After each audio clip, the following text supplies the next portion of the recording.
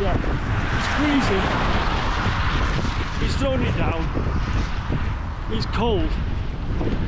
Meet us by the tunnel mouth, they said. I hope they've got a brew on when we get there, because this is horrendous. It's February, by the way. But over yonder, it's a nice hill. A nice knolly hill with trees on. Look at this.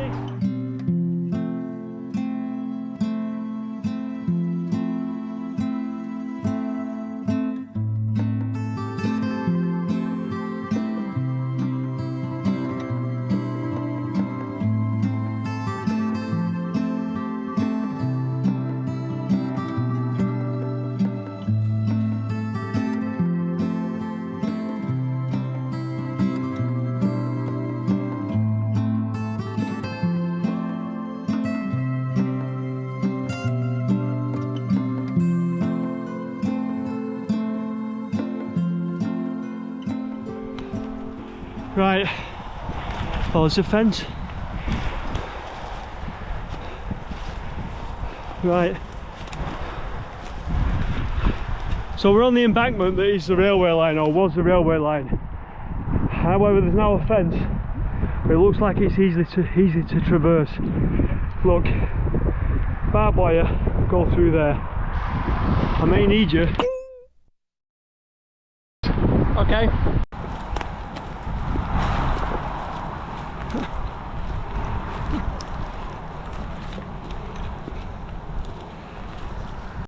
And it was all unnecessary because there's a path there.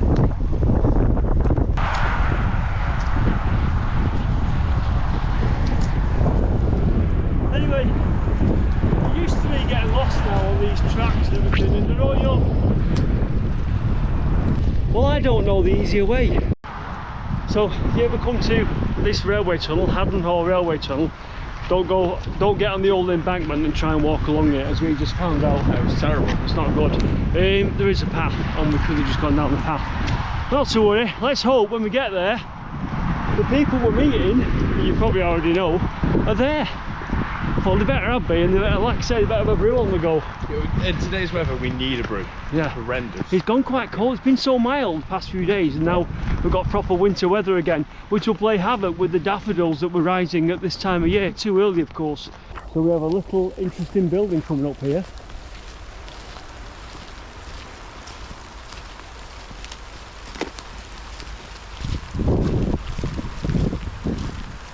Possibly a plate layer's hut.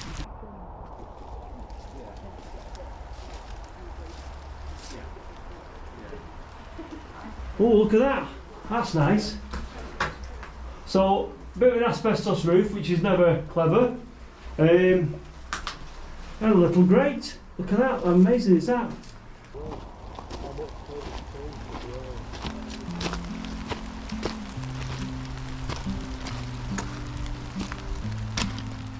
Now, if you're looking at this tunnel and looking at the land around it and thinking, there's nothing actually to tunnel through there, you'd be quite right, and all will be explained.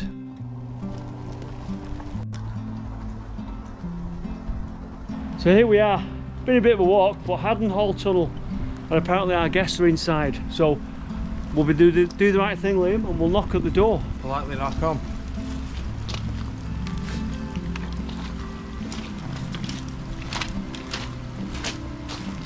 Well, I hope they're in. Hello? Ah! Yeah, no. It's Paul and Rebecca Whitewick! No callers today, please. Did you not see the sign? Let's go in. You alright get across there?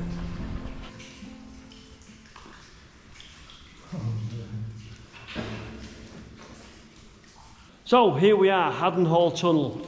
And apparently this tunnel didn't need to be built as a tunnel, and I know the story, and quite a few of you will do, but Mr. Whitewick is going to tell us why it didn't need to be built. Sorry for blinding you. That's all right. I can't see. Yeah, so the Duke of Rutland, as with so many tunnels back in those days, they thought the railway was a blight on the landscape. So yeah, I don't want a train going through my land, so build me a tunnel. And you might have been in so many tunnels where the shaft's been like 200, 300 feet deep. Well, the deepest shaft in here is 12 foot. So why bother building a tunnel? Purely because it hid the railway from his land. I don't want those pesky railways on my land, so hide it in a tunnel. And the tunnel was built through the cut and cover method. What I'll do is I'll voice over some more information as we go along, but for now I'll shut up and I'll show you the tunnel.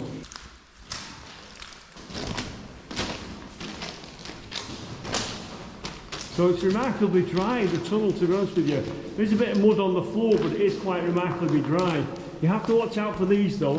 Little drainage adits for the tunnel there. That's how it works.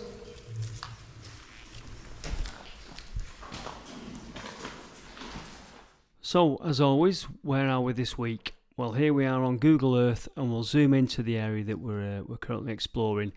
We're in the Peak District, so you'll see Manchester there to the left, and as we zoom in, the town of Bakewell's not far away, and as we zoom in even further, we're down here.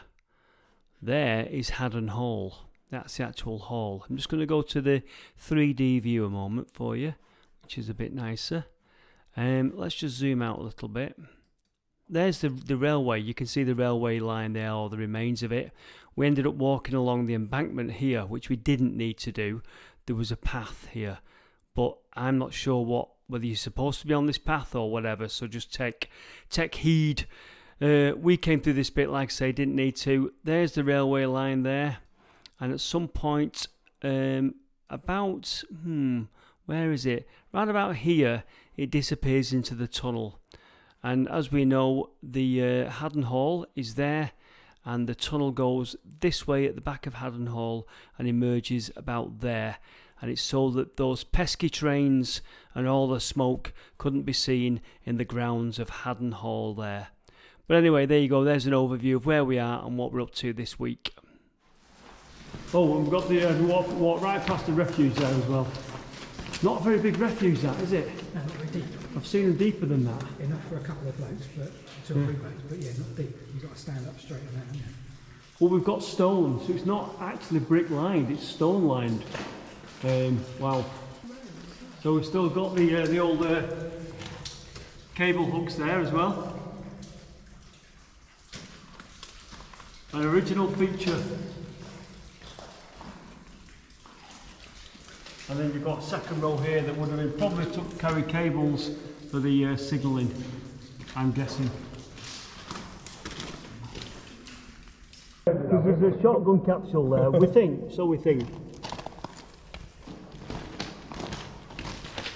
What's that?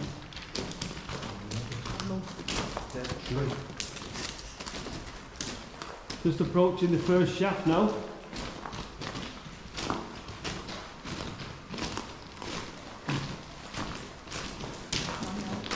Watch out. Oh, we've got a nice bit of flow on that, look at that.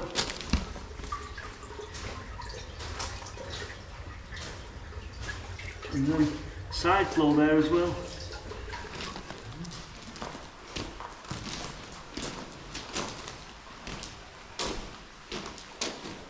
Look at that.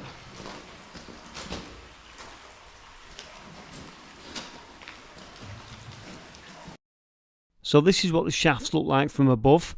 You can just see there where the arrow's pointing, that's a little fenced off area where the shaft is down to the tunnel down below. That's the Haddon Hall estate.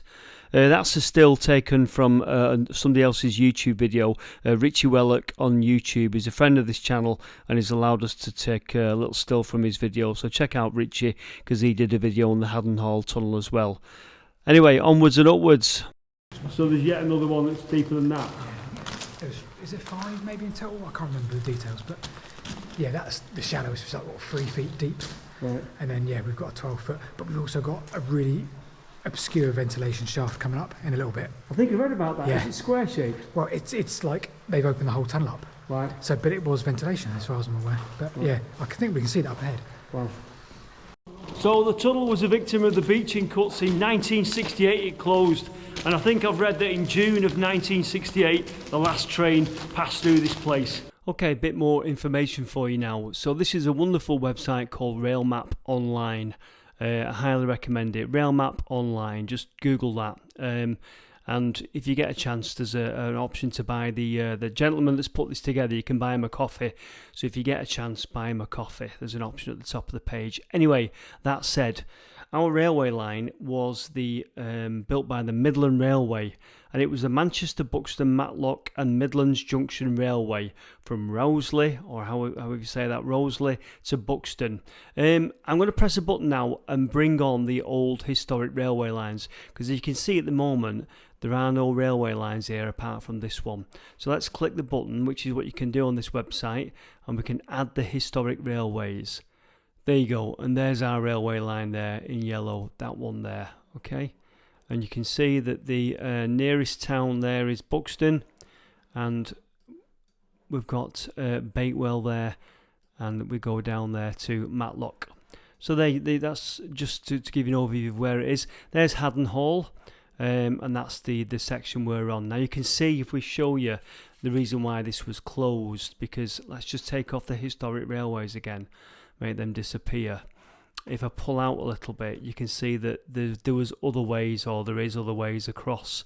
As you can see, this line here kind of duplicates our line, goes up to Chesterfield and across the Peak District there and through into Manchester. So you've got that line there. So our line, our old line there, I'll bring it back for you. Our old yellow line there was not required. So there you go. Bit of an overview to see why they closed the line and how it was duplicated. What's that? Why is that square? No idea. Spotlight on that for you. Yeah. So we've got almost like a square refuge there. Purposely built, original feature. But why is it square like that? Right next to an actual refuge there. I wonder if that held a piece of machinery or signalling machinery or something like that. I don't know. Really don't know. And you want to know what the CDs are, won't you? Doesn't say. Like, Paul, how long's the tunnel? well, it's 1 kilometre long. A give or kilometre? take. Yeah, 1 kilometre, so 1,000 yards, give or take, like 50 yards or something, 1,050 yards there. Right. Quite a lot of water ingress here.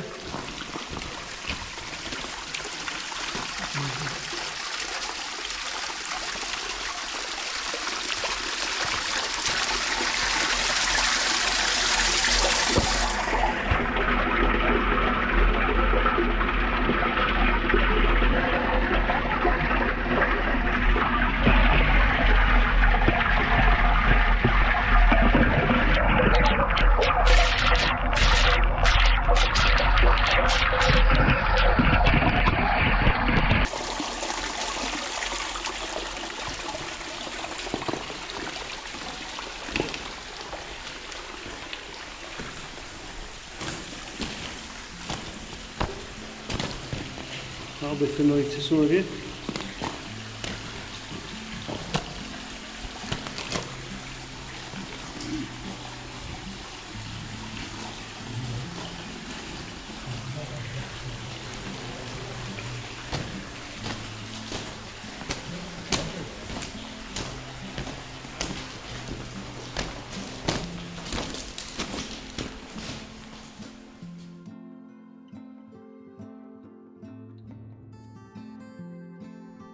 Now, according to the national census that was taken on the 7th of April 1861, the Plank family, William and Sarah and their 8 children, lived in a sod hut on the railway workings somewhere further up the line. They were probably a nomadic family that followed the railway work around the country, as many families did at the time. 2 of the children were wage earners, Alfred, 15 years old, and his 13-year-old brother Charles. Charles and Alfred worked as horse drivers. Anyway, the Plank family were to suffer a terrible tragedy, and I'll explain what happened later in the video.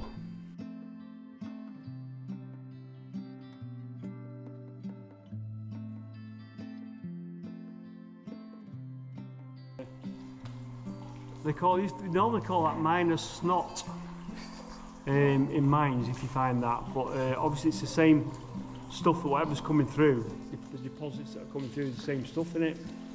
I assume it's a calcite, is it, like hard? Yeah, and in Mapley we found a little gecko on it or whatever it was. Oh, really? Oh, I remember now. Yeah. Remember, yeah.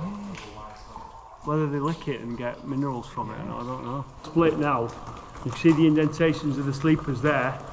If towards the end of the life of the railway it was single track on this side. 1968, wasn't it? As a final run, yeah. Yeah, June 1968 allegedly. So Rebecca's just noticed, and I didn't, because I walk around oblivious sometimes, that the tunnel height, the roof, is actually getting higher.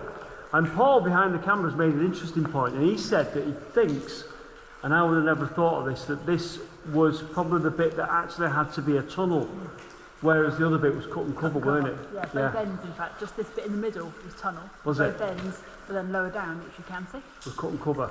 So it was only a short bit that was a tunnel. It seems that way, yeah. Right. So it's got higher, and that's what I'm wondering it might have happened. Anyway, interesting, I'll show you. I don't know if it'll come out on the camera or not, but I will show you that it's got much higher. But I didn't show it you when it was lower, so. Yeah, so I don't know if you can tell, but there is there's a height difference now. Like I say, loads of soot on the wall, and you'll notice up ahead, there's a shaft and there's a possible open section. So we'll head on down that way. Okay, so we've got a lowering in the tunnel height now. I don't know if you can make that out on the, turn the light down a little bit. It's a bit of a lowering in the tunnel height. We've got the shaft, which is absolutely nothing whatsoever. It's a very small shaft, that. As we go on, we've got an open section down there. So after the tunnel opened, it was discovered that one of the shafts had moved about a couple of inches. So the earth and the shale around it had actually shifted the shaft to one side apparently. So they decided to remove that shaft completely and take out a section of the tunnel and open up this area that you're seeing now for light and for ventilation. So this was a shaft, but it's been opened up completely. Wow.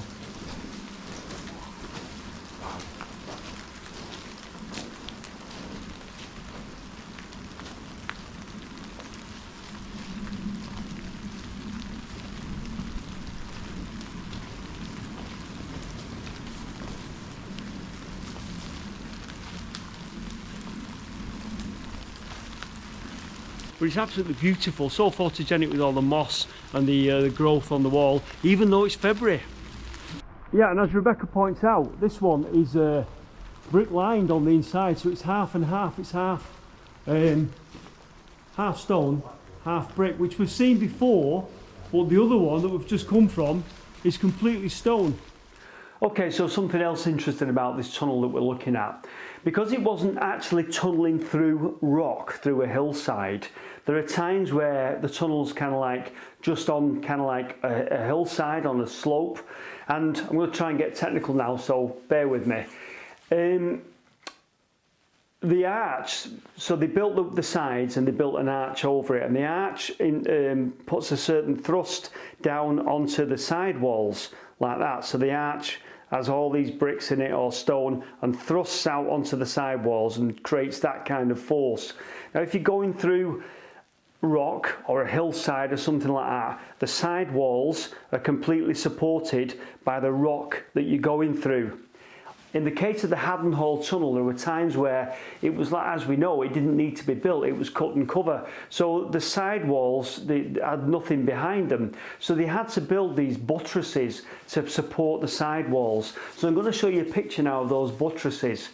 So there you go, quite interesting. And a lot of this information I've got, this additional information, is from a website called Forgotten Relics, a really good website, so well worth taking a look at. So I thank them for the additional information they've put out there. But yes, those buttresses, they realised they were going to have to do something to support those side walls because they couldn't take the weight of the arch on top. That's about as technical as I can get on that one. I think I've explained it well enough. Anyway, let's crack on. By the way, I hope you two will be partaking of refreshments when we get to the end of the tunnel. Obviously. We have got a tea boy. Brews are ready. Brews are ready. Yeah. Did you egg and cheese sandwich? I'm afraid that we're not doing any catering today. It's just hot drinks only. Egg and If you- cheese. I you said would've bring the been egg egg and and No, cheese you sandwich. did say egg and cheese, but no egg and cheese, I'm afraid. That's banned. In fact, talking of egg and cheese. Anyway. Okay, so we're going to enter this second section that is the tunnel. What I'm led to believe is at the other end the door is locked, we can't get out, and apparently it starts to flood with water. Now we've only got wellies on today, so we'll see how deep it gets, but we know we can't get out at the other end. So anyway, let's crack on. So as we enter this second section of the tunnel now, and we look at all the damaged brickwork on the walls, it brings to mind a tragedy that struck. Tuesday the 2nd of July 1861, construction went ahead like any other day. There was a section of the arch of the tunnel that was waiting to have its keystones put in. Unfortunately, this section collapsed, and it collapsed on 5 men, killing them outright. One of the victims was who we mentioned earlier, 15-year-old Alfred Plank. He was found just a few feet from safety and lying dead next to his horse.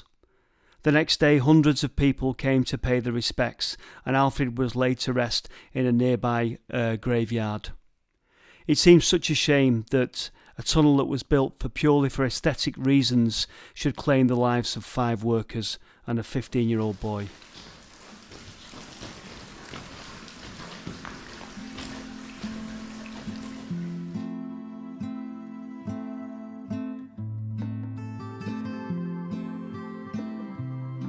Remarkably, this photo was taken on the 3rd of July 1861, the day after the collapse.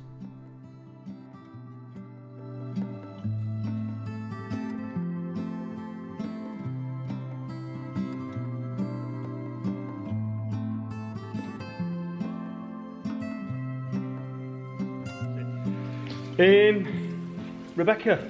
Hello. How's your YouTube channel going? Yeah, it's not too bad actually. Rebecca's Nest. Nest. Rebecca's Nest, Rebecca's indeed. Nest, yeah. And you cover... I cover all sorts, quirky little history things. I do behind the scenes for our channel, Paul and Rebecca Whitewick. I did Vlogmas at Christmas.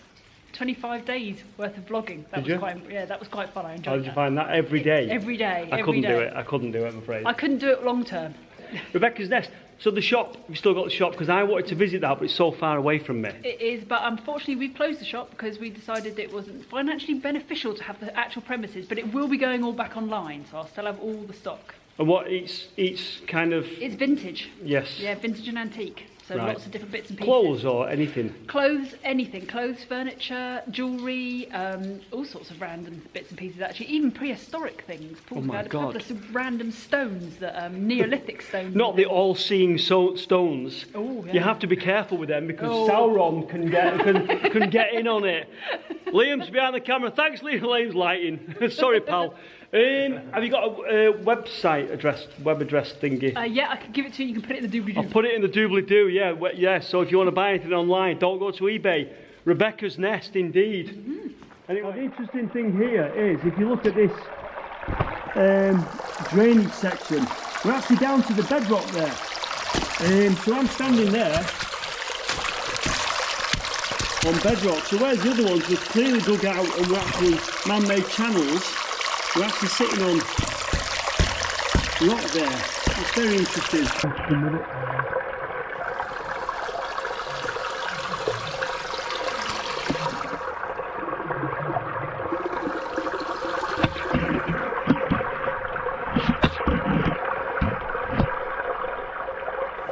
So the tunnel's getting considerably wetter, look at that.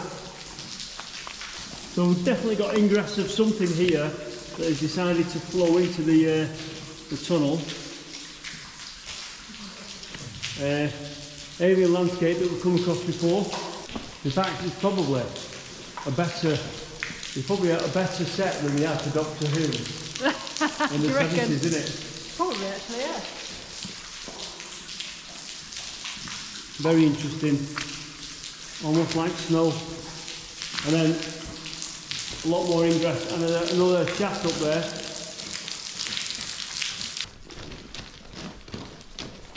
We have another shaft. Yeah, very, very short one this time. Oh, wow. He decided not to lift this one. Oh wow. An original feature. I wonder why that one was left. Bizarre, isn't it?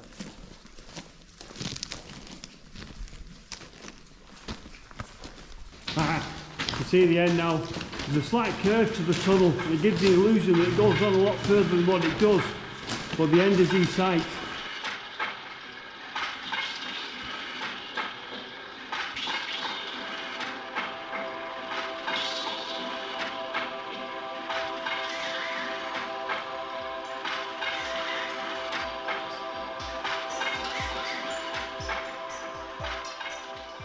Right, so fair old bit of water coming through here, as you can see. I will put the camera through the hole in the wall there. Oh my God, we have a lake. That is quite scary. Now that comes up to about a breeze block down, so it comes up to about there. So we've got that depth of water behind that wall, and we've got leakage coming in from the sides there as well. So your wall is leaking, sir. You look at all that there, and it's the same on the other side. We have ingress here as well, all from the sides here, and then obviously where the breeze blocks meet the wall. Well, that is quite terrifying.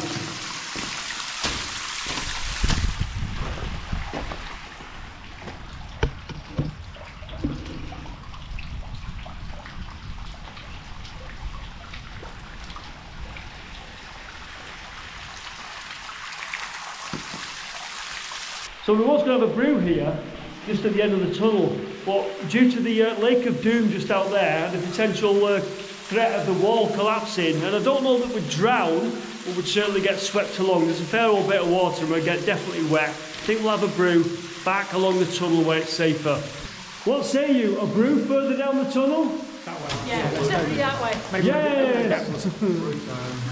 Liam, James couldn't be here today, so you've got the honour of being brew bearer. Yep. So Liam, crack out that brew. Have you brought a spoon? No, I haven't, because I packed the brew. Crack on with it, Liam. Yeah, there's no spoon. In fact, I think James is sacked, to be honest with you, because you made quite a good brew there. Yeah. Given the challenging trouble is, surroundings. we've not had a James brew, so we've got nothing to compare to. But this is good. Ah, right. This is This is a good. good. I like my tea, and it's a good cup of tea. Yeah, sorry, James. James's brews aren't brilliant. Still loving it. Honestly, they're not brilliant.